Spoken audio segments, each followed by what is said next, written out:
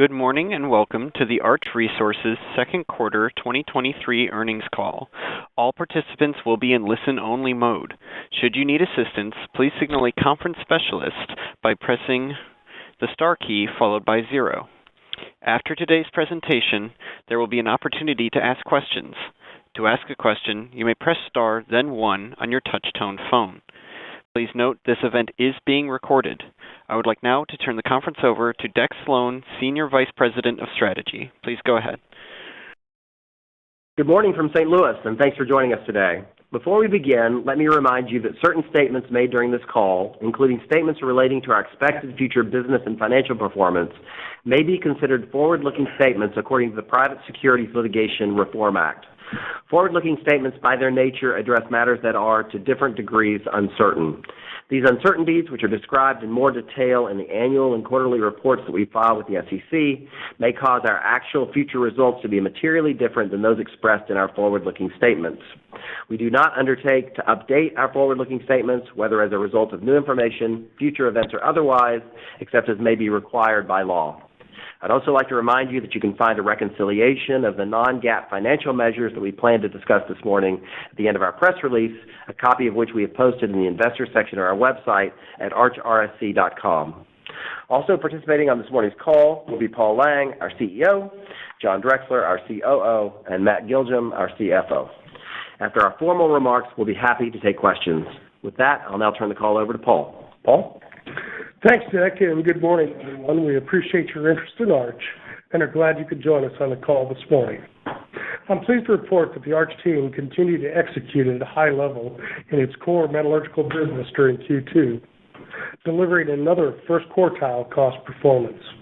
At the same time, we continue to press ahead with our simple, clear, and actionable plan for long-term success and value creation.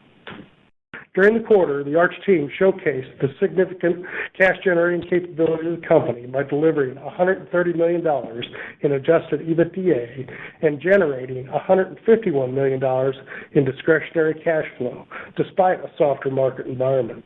The team then drove forward with our ongoing efforts to streamline and strengthen our balance sheet, reducing our already modest indebtedness by an incremental $13 million and maintaining a significant net cash positive position. Finally, and perhaps most importantly, the team generated significant value for our shareholders through our robust capital return program, declaring a quarterly dividend of $75.4 million, or $3.97 per share, payable in September, and deploying $73.5 million to repurchase over 623,000 shares, or about 3.3% of the fully diluted share count. This last point, the continued generation of significant levels of discretionary cash flow, even in a weakened market environment, is one of Arch's defining attributes. In fact, in many ways, Arch was built for this type of environment, given our high-quality, low-cost coking coal portfolio and our ability to maintain healthy margins across the market cycle. Of course, this ability to consistently generate substantial amounts of discretionary cash flow is also the key to our capital return program, which we regard as the centerpiece of our value proposition. Since relaunching the capital return program in February 2022, just 18 months ago, Arch has now returned nearly $1.2 billion to shareholders, inclusive of the just announced dividend. Even more noteworthy, perhaps, is the fact that when you include the capital returns from phase one of this program in 2017 through 2019 period, we've now returned an aggregate of nearly $2 billion to shareholders. That approximates the total market capitalization of the company at present. Importantly, and in addition to paying out more than $640 million in dividends, or $34.64 per share since the relaunch last year, we've used the capital return program to avoid the dilution of approximately 4.1 million shares. To put it another way, our diluted share count is approximately 18% lower today than it would have been otherwise, absent the share buybacks and the settlement of our convertible securities. And we fully expect this systematic reduction in our diluted share count to continue as we move forward. As indicated, the board believes the current capital return program has driven and continues to drive substantial value for the shareholders and expects to continue to return 100% of our discretionary cash flows to shareholders going forward. At the same time, the board also believes that it's essential to continuously review the specifics of the capital allocation model as it evaluates the optimal means for deploying discretionary cash flows in the future, including the relative weighting of dividends versus share buybacks. As you might imagine, the board factors changes in circumstances, including movements in the company's share price, into its deliberations and decision-making process, and will undoubtedly continue to do so in the future. Let's switch to the coking coal markets, which, as indicated, have softened significantly in recent months. The reason for this softening is relatively straightforward in our view. Global hot metal production continues to be constrained due to a host of macroeconomic concerns and pressures. As evidence of that fact, hot metal production for the world, excluding China, was down 2.8% through May versus the already depressed levels seen in 2022, according to the World Steel Association. Even with this weakness, however, coking coal continues to trade on the seaborne market at prices that still support healthy margins at our low-cost metallurgical operations. Again, this is by design and how the company was built. At present, High-Vol A coal, our principal product, is trading at $210 per metric ton off the U.S. East Coast.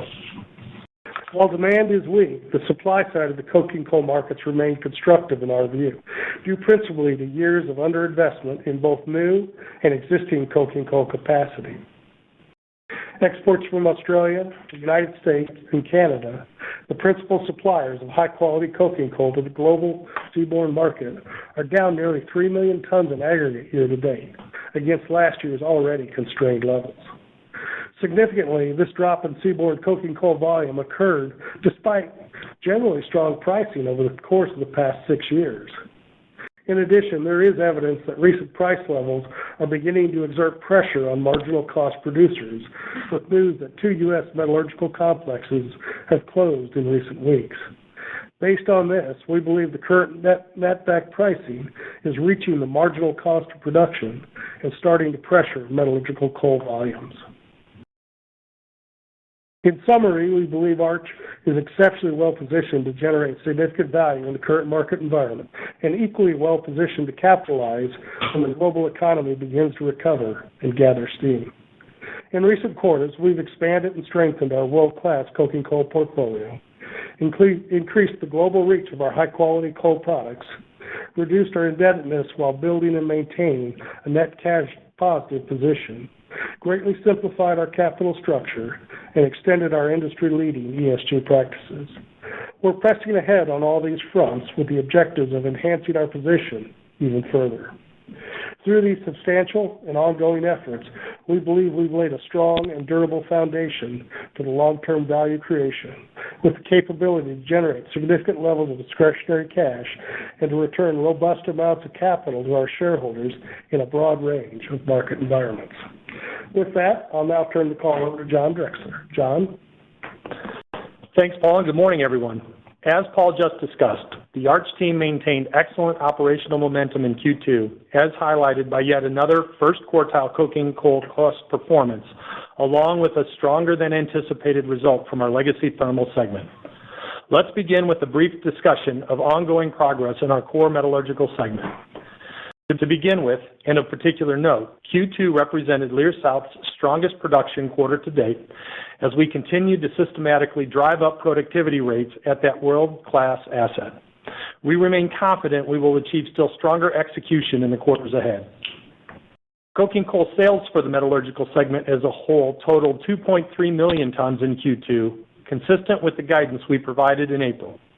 In addition, the coking coal segment achieved an average cost of $89.94 per ton. This cost performance keeps us on track for meeting our annual coking coal cost guidance.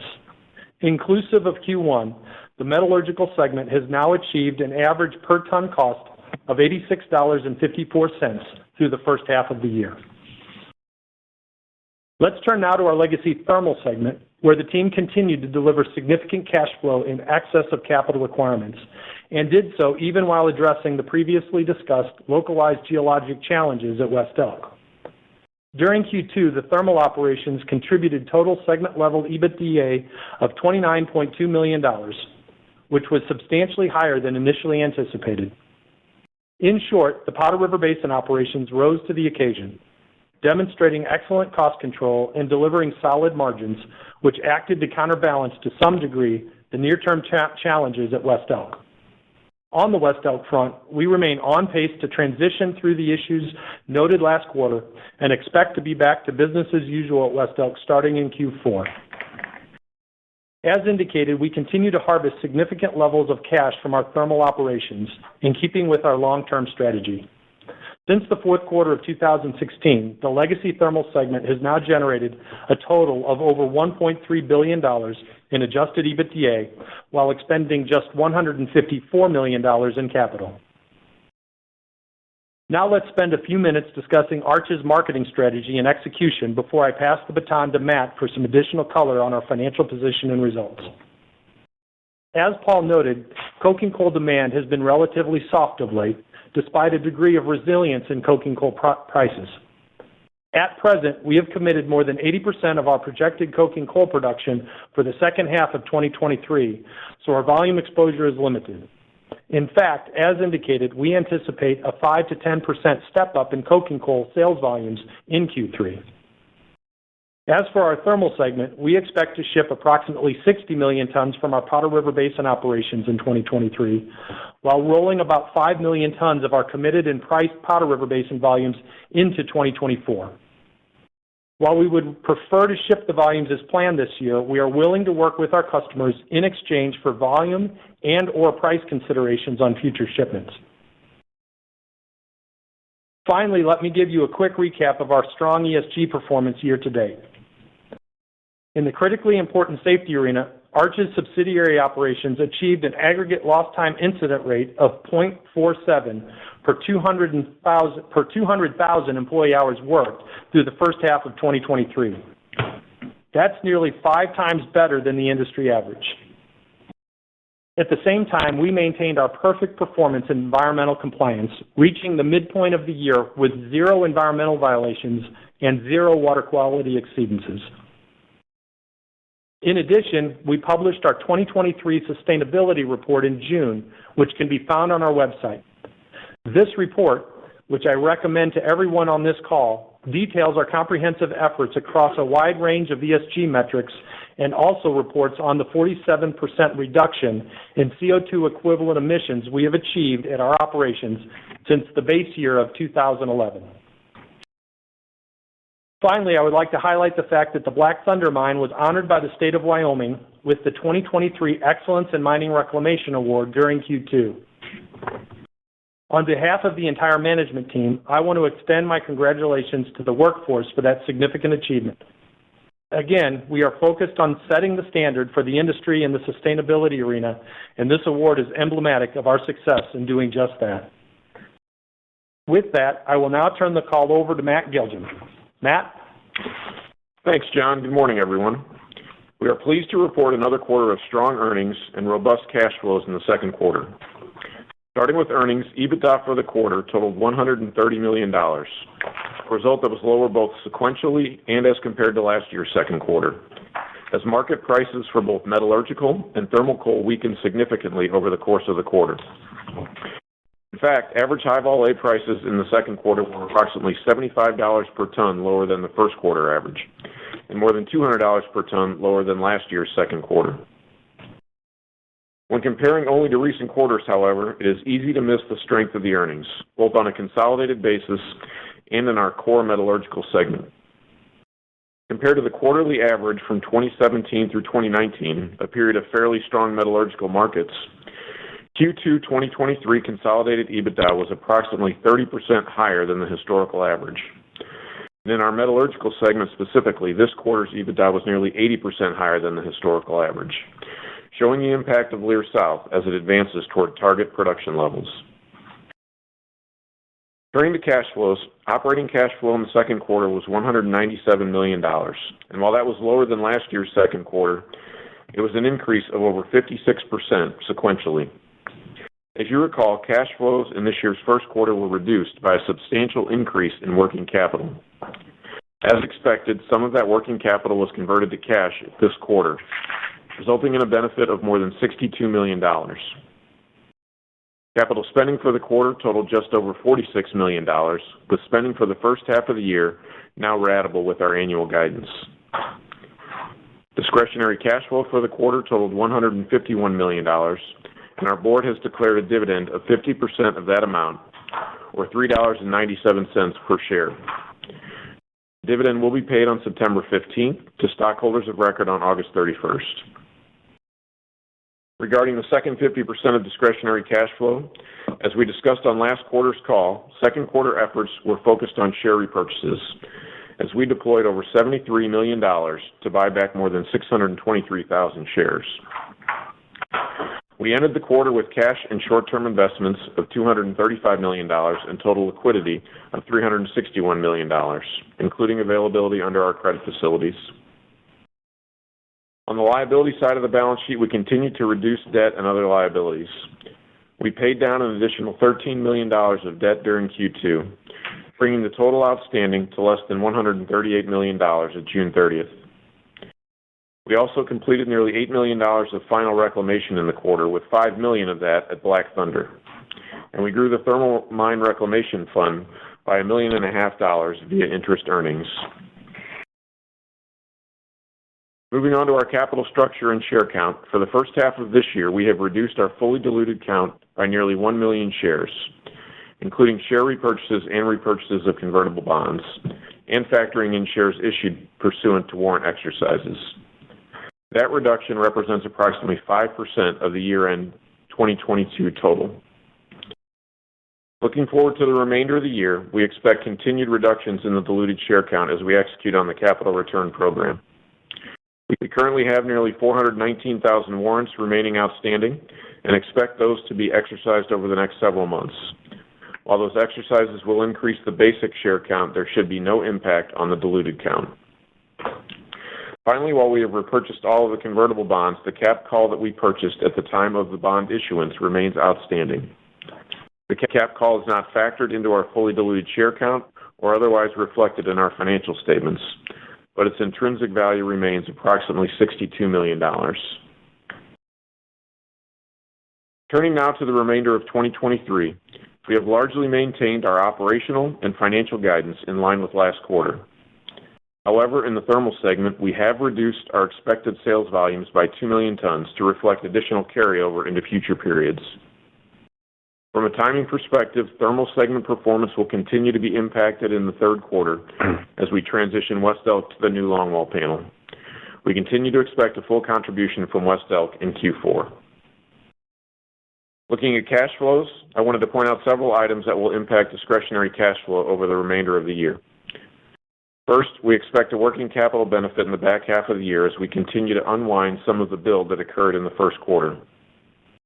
While working capital levels will be largely influenced by the direction of metallurgical prices, we would expect the benefit across Q3 and Q4, assuming current prices hold, to be generally in line in aggregate with the benefit that we experienced in the second quarter.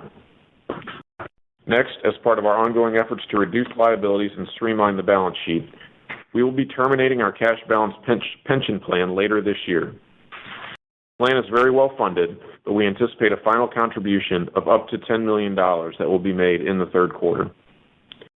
Finally, we currently expect capital spending in Q3 to be the highest quarterly spend for the year, with a significant step down in the fourth quarter. With that, we are ready to take questions. Operator, I will turn the call back over to you. We will now begin the question and answer session. To ask a question, you may press star, then one on your touch-tone phone. If you are using a speakerphone, please pick up your handset before pressing the keys. To withdraw your question, please press star, then two. At this time, we will pause momentarily to assemble our roster.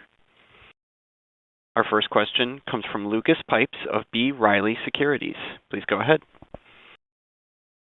Good morning, everyone. Thanks, operator. My first question is on the cost side. So my quick back of the envelope for the met segment is 86.53 year to date. Midpoint of the guidance at 84 would suggest a very nice step down in the second half of the year. And I wondered if you could maybe speak to that and the level of confidence and are you targeting the midpoint or is there maybe a little bit of optimism baked into that? Would appreciate your thoughts on that. Hey, Lucas, this is John Drexler. I guess on the met side, on the met costs, for year to date, we're at that $86+ a ton range. As we sit here and we look at the remainder of the year, we've kept guidance the same. We expect to see improvement in our volumes as we work through the back half of the year, and we're comfortable that we're going to be in a position to achieve our guidance. I can't get specific to say we're targeting the exact midpoint of the range, anything like that. This is mining. There can be variability, obviously, as we've seen in this quarter.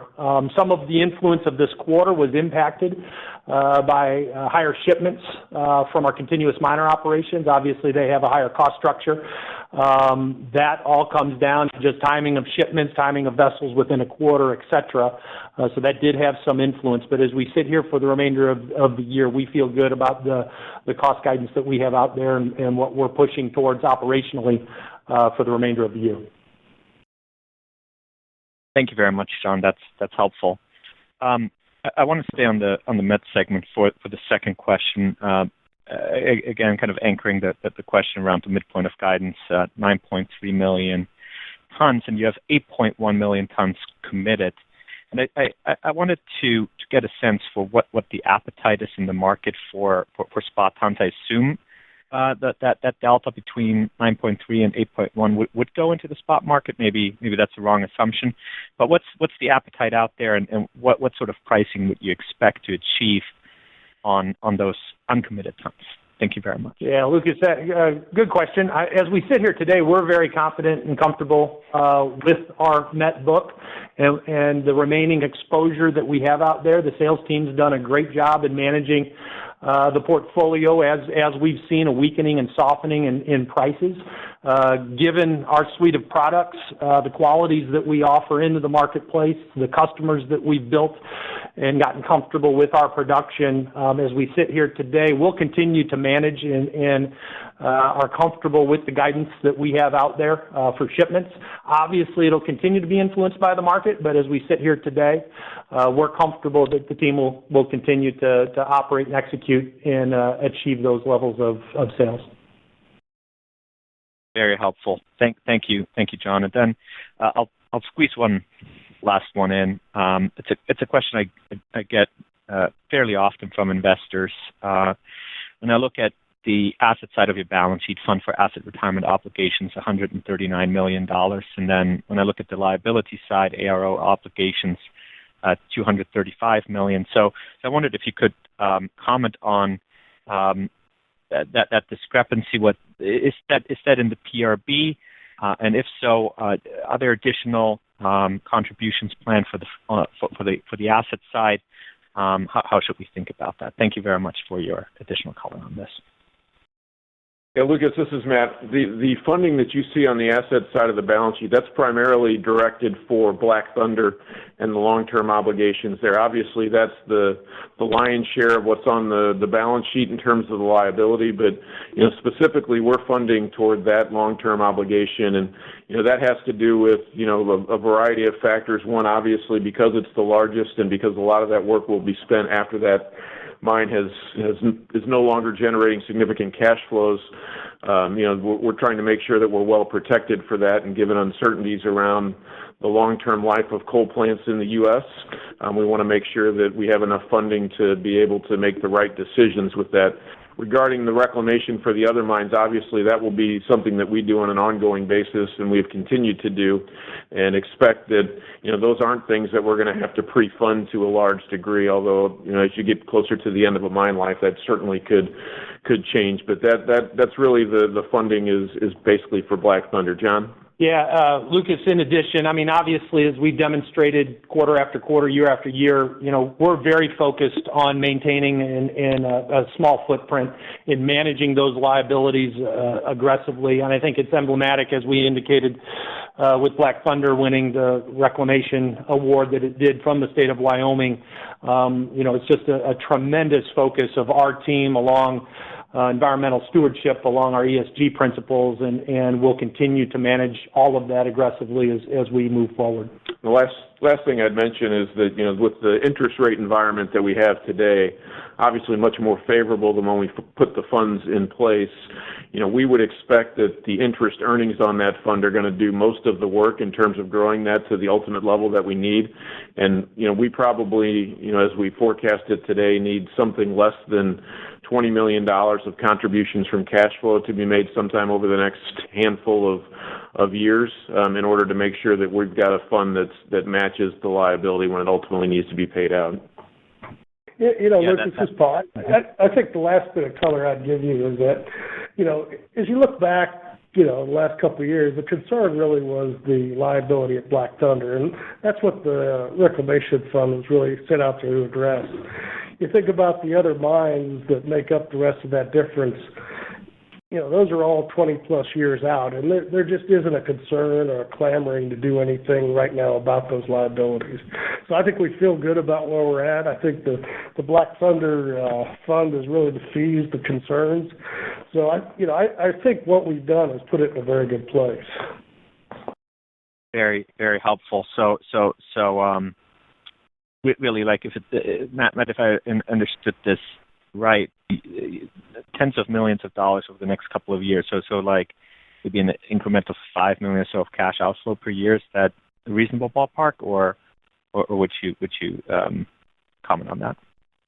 Yeah, I would say that is reasonable, Lucas. The only thing I would say is if we happen to have periods where pricing is very strong and we have windfalls like we had last year, we showed last year we're not afraid to take care of that when times are good. And so if there were periods where cash flows were maybe a lot stronger than what we see today, we could try to move more aggressively to just put that behind us. But, given where we stand today, we think something more, modest and incremental over the next few years makes sense.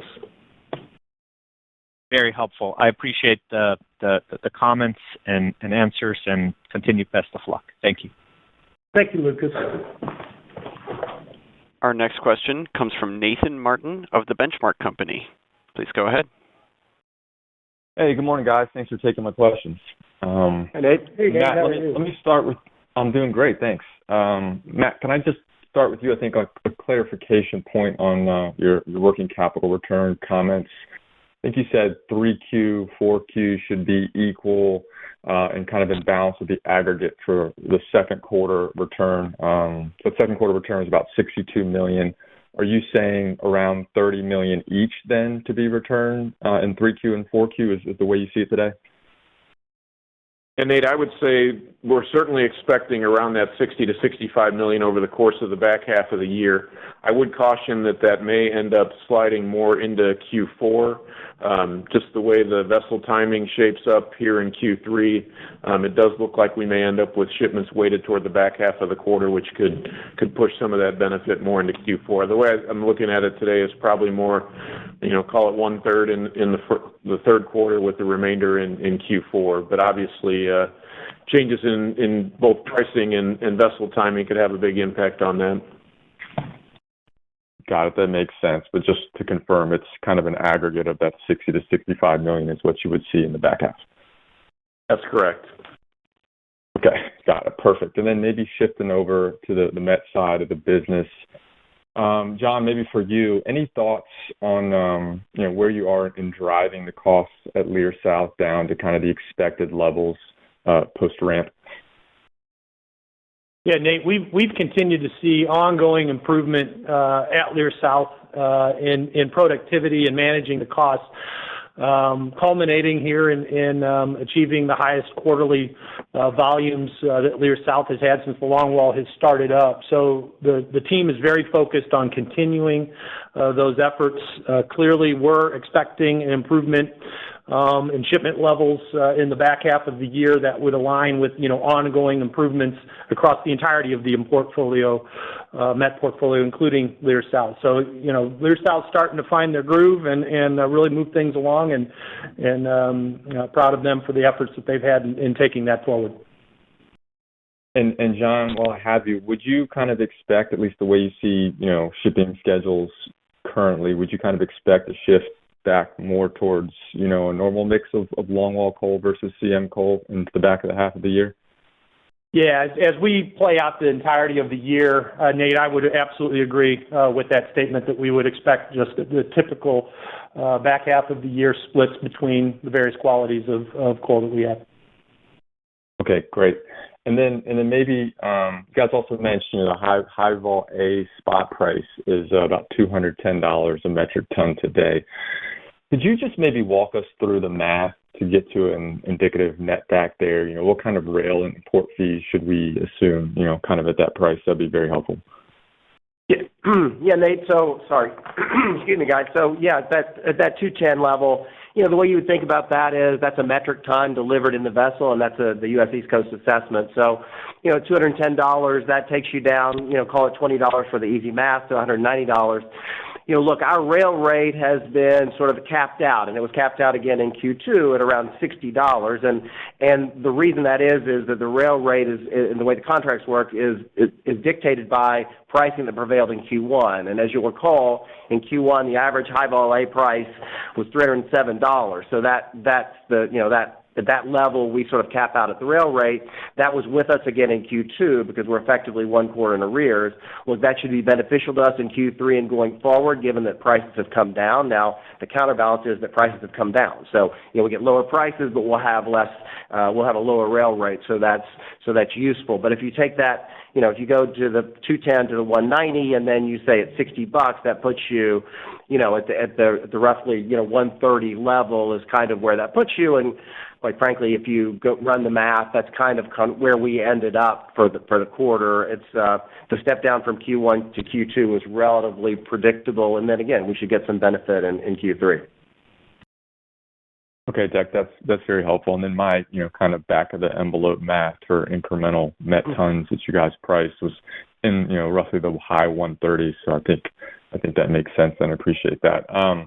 Remember, really, there's not much you can read into what we price simply because almost everything you saw that rolled into the sort of, from the committed but unpriced column, the seaborne market was really just what we shipped. So for the most part, the seaborne market, our seaborne volumes, are going to be driven by what the price is in Q3 and Q4 as opposed to, any sort of fixing of price because it happens in sort of a real-time basis and very prompt. So, what you saw with the change was really just tons that were committed but unpriced became fixed price in the most real sense of the word. They shipped. Okay, got it. Appreciate that, Deck. And then maybe just one more to kind of slip in on the thermal side. You guys had called out last quarter, potentially 5% of PRB volumes, getting deferred into 2024. You put a finer point on that. This go around 5 million tons of PRB tons. Looks like they'll be deferred into 2024. Do you feel like you've fully incorporated kind of the expected deferrals, at this point, at least the way you guys see the market? Thanks.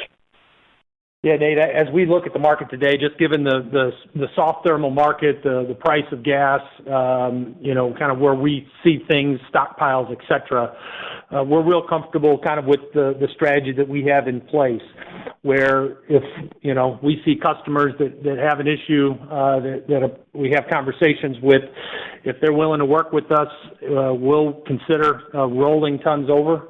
But clearly, we want to make sure we're preserving the value or optimizing the value of that opportunity, either through additional volumes or additional price. And that 5 million ton range we've given where we see things now is kind of what we expect between now and the end of the year. I will say, as we sit here today, the team's done a great job of building out future years' volumes in the book and at pricing that's very attractive. So we feel real good at how this year's playing out, how we're managing it, and then how that's going to roll and play into future years as well.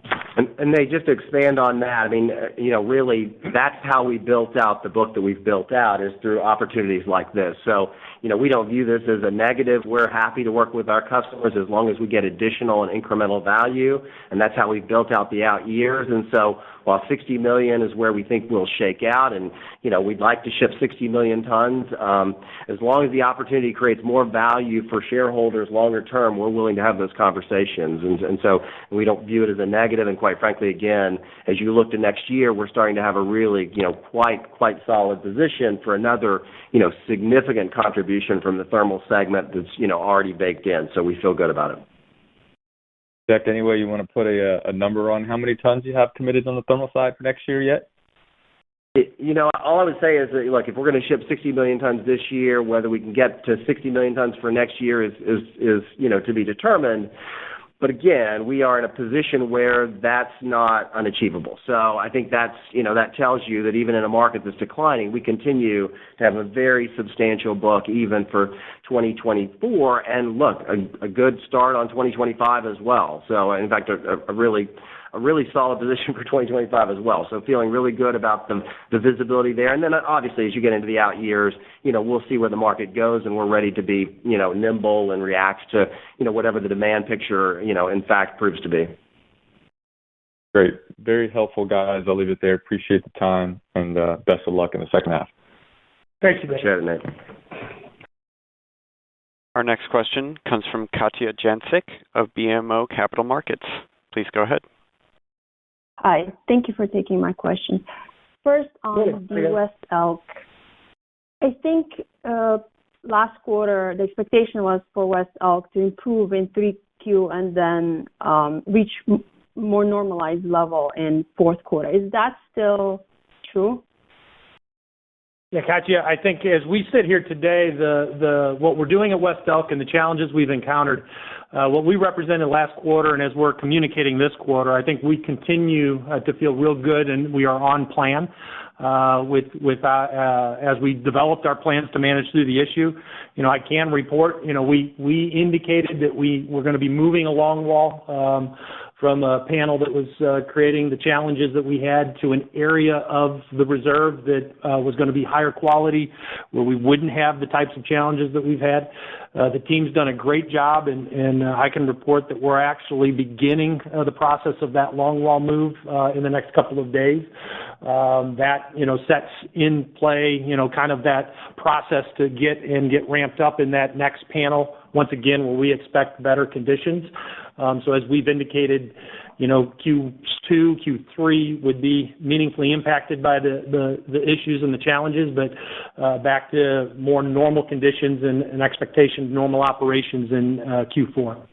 And Katja, it's Dak. I would just say, look, we did talk about maybe a step change in the right direction in Q3, but we're just going to grind through these two panels, and Q3 probably doesn't look that different from Q2 when you think about the thermal segment as a whole, and we'll see where that all shakes out. But the key piece here is that over 15 years of West Elk operating at a very high level, we've had these 2 quarters we kind of have to gut it out through because of this surprise with the quality and this mudstone.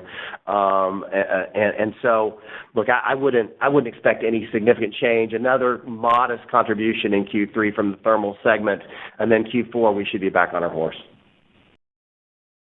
Okay, and then Paul, I think in your prepared remarks, you briefly mentioned the relative weighting of dividends versus share buybacks. Are you potentially thinking of shifting that weighting from 50-50? Katja, the relaunch of the capital return program, I think, has, really gone well, and kind of the fulfillment of the commitment both the board and management made to the shareholders following development of Lear South during COVID, which we had to do a lot of creative things to get by. And I think it's worth repeating that since relaunching the program 18 months ago, just 18 months, we've returned nearly $1.2 billion to shareholders, including the just announced dividend. And in addition to that, we've cut the share count by almost 18%. And you keep that in the context at the same time, when we returned all that cash to our shareholders, we reduced our debt by 80% to a net cash positive position. We pre-funded the mine reclamation liability, and we greatly enhanced liquidity. And, as you point out, and as our shareholders should expect, the capital return program is discussed at every meeting by the board. And we clearly challenge ourselves if circumstances have changed, as well as what is the best and most value-driving use of our discretionary capital. If you remember that phase one of our capital return program in the 2017 through 2019 time period, we had a really heavy emphasis on buybacks, and we repurchased about 40% of the shares outstanding over a 2-year period. So I think, as you can tell from that, we're clearly comfortable with a different allocation formula. Standing here today, we've now returned about $2 billion to shareholders through both phases of the program, which I think is an amazing accomplishment given it approximates really our market cap today. I think it also underscores why Arch is such good value. So I guess, getting around, to the absolute final is that with all that background and color, I think the message here is that the board is committed to the capital return program, but we still expect buybacks and dividends to play a significant role in any allocation going forward. However, by that same token, we could envision a scenario in which the board would logically adjust the relative weighting of those two components as circumstances change, as our shareholder preferences evolve. As I've said many times in the past, relative to the allocation model, there is no perfect solution for all our shareholders that works 100% of the time. Hence, I think, we'll talk about it quarterly. We need to be deliberate. We'll review it continuously. And if it makes sense, I think the board will react appropriately. Perfect. Thank you so much. Thank you, Katia. The next question comes from Alex Hacking from Citi. Please go ahead. Morning, everyone. So you mentioned... Hello, Alex. Hey, how are you? So you mentioned that, Lear South had a record quarter. What does the cadence for the rest of the ramp-up look like there? Thanks. Alex, I think, as we sit here today, I can't get specific into that expected cadence. It's obviously influenced by longwall moves, just ongoing ramp, et cetera. So, once again, I think we just expect ongoing improvement as we move forward, and we'll continue to drive that way for the Met segment as we go forward. Okay, thanks. And then I don't know if you disclosed this, but how much coal have you sold into Asia, in the first half of the year? So, Alex, what we typically do is we generally talk about the splits of our sales volumes for the guidance that we provide. It's about 20% stays into the North American market and the domestic volumes there. About 80% goes into the seaborne market, and as a general rule of thumb, what we've seen is an ongoing, significantly increased amount going into Asia, and right now that's probably at around 50-50 of that export volume that's going into Asia, as opposed to Europe or South America. And Alex, really, we've focused. It's Dak. We've focused a huge amount of attention on building out that that Asian presence, and helping the Asian market understand the unique qualities that we have with our high volume product. And I know you and I've talked about it, and we've all talked about it a lot. The fact is that it's our HBA product from Lear and Lear South is such a great fit for the Asian market because they're looking to blend a lot of disparate products, and the nature of Lear and Lear South is that it really promotes excellent bonding between particle bonding, so that you end up with a much better and more homogeneous coke out the back end of the coke oven when you're using our products because of their plastics qualities and all the things we've discussed. So look, that's a huge focus for us, and I would add, look, we also understand that's where the market is going to be, right? That's where the growth is going to be. When you look at what Wood Mackenzie is projecting in terms of growth in blast furnace capacity in Asia, when you look at where coking coal consumption is likely to go as a result of that increase in blast furnace capacity, we're seeing about an 80 million ton increase between now and 2030 in Asian demand for coking coal. So that's where the market is going to be. That's a huge focus for us, and the team's done an amazing job, I think, of educating that Asian marketplace about the qualities of our coals and why they can be such a great fit in their blends. Yeah. Alex, it wasn't all that long ago that we had minimal amounts of volumes going into the Asian markets, and for the team to achieve what they've done, secure the customers that they've been able to secure, to grow the consumption of our coal there, 50-50 split of our exports, is a real testament, once again, to the entirety of the portfolio and the work they're doing, as Deck indicated, for an area that's going to be very important for us as we go forward. So, Alex, if we had to say, it's going to be systematic, but, as John said, of our total volumes, we would expect 40% or so, going to the Asian market. Is that 45% next year, 50% the year after? Who knows? But it's going to be that sort of, systematic increase in all likelihood, and quite frankly, that's where those incremental volumes go. As Lear South continues to operate at higher and higher productivity levels, those volumes are going to go in all likelihood into the Asian market. So, again, we feel good about sort of where that is all trending. Okay, thanks. Yeah, I appreciate the color. That's kind of where I was going, was trying to, track that acceptance. And then, I guess, just finally on the domestic side, not to throw the cat amongst the pigeons, but, a large U.S. blast furnace steelmaker on their conference call suggested that, they were looking for a significant, cut in the thermal coal price for next year.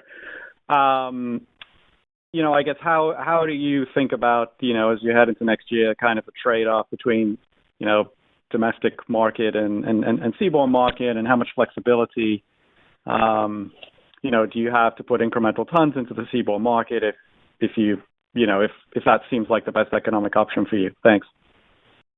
Hey, Alex, this is Paul, and I'll start this off if the others want to weigh in. But, I go back to where we left off on the other answer, which is, you back up, not that long ago, 5, 6, 7, 8 years ago, we were 50% North American and roughly 50% Europe and South America. And as time has evolved, we've clearly pushed our volumes heavier into Asia with a lot less reliance on the U.S. and Europe. And, and I've said this many times in the past, if we ultimately have to, we're ready to go 100% export. And, the North American business has some advantages. It's FOB buying generally.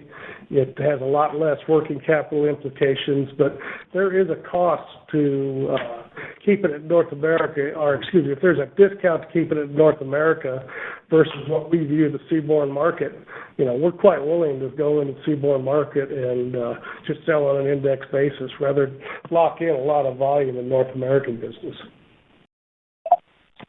Okay, thanks, Paul, and everyone. I appreciate the color. Thanks, Al. This concludes our question and answer session. I would like to turn the conference back over to CEO Paul Lang for any closing remarks. I want to thank you again for your interest in Arch. While the global coking coal market has entered a soft patch, I want to reiterate once again that Arch was built for just such conditions. Indeed, we see the current market weakness as an opportunity to differentiate ourselves even further by highlighting our low-cost position and demonstrating that we can thrive and continue to generate substantial amounts of free cash flow across a broad spectrum of the coal market cycle. With that, operator, we'll conclude the call, and we look forward to reporting to the group in late October. Stay safe and healthy, everyone. The conference has now concluded. Thank you for attending today's presentation. You may now disconnect.